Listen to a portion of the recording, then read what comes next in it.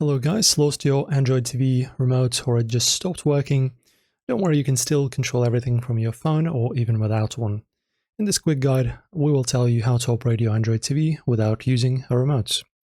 So, most Android TVs have basic control buttons.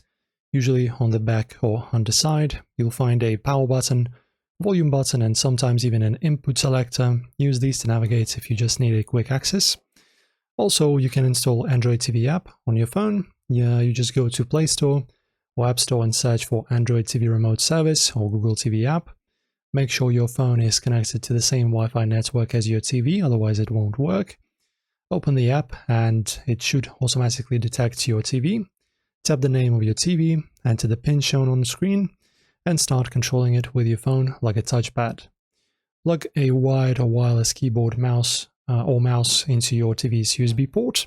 Android TV will recognize it immediately and let you navigate menus, type in search fields, and even open apps. And that's how you can use your Android TV with the remote, without the remote. Super easy, right? Well, if this helped, hit like and subscribe for more simple tech fixes.